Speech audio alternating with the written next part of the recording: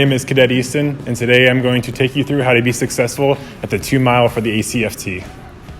So there's two major components to be successful at the 2 mile, or when you're running any race, and that is speed and endurance. You must have both to be as fast as you want and be successful at the 2 mile.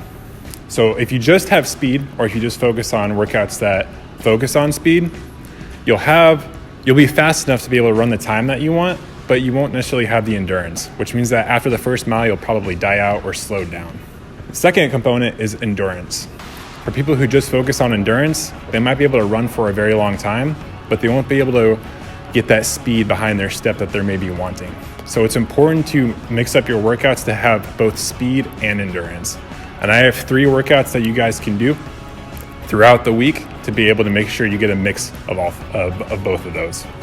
So to focus on speed, the type of workouts that you can do are intervals. And so examples of what intervals are basically repeats of short distances.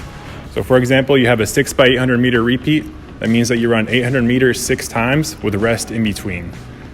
You gotta do a ladder workout, which is where you go from a very short distance to a mid distance, working your way up and working your way back down. For example, you start off with maybe a 100 meters, work up to a 200, all the way up to an 800, and then back down.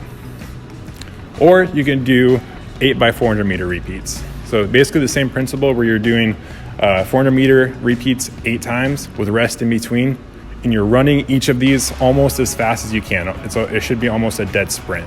These are the kind of workouts that will help build up your speed if you are having issues with speed during your test. So a workout that can combine both speed and endurance are called tempo runs. So what tempo runs are basically a speed at which you would run your 2 mile race at. So whatever speed that is, except you're gonna sustain that for maybe a little bit longer than maybe what you expect. So for the ACFT, we run 2 miles, right? So you're basically gonna be running that pace that you run for that ACFT, except you're gonna try to keep it for maybe 1 extra mile. So you'd be running 3 miles at what would I call a race pace. And that combines both speed and endurance, and that's what's really gonna get you more comfortable running at a faster pace for a longer period of time.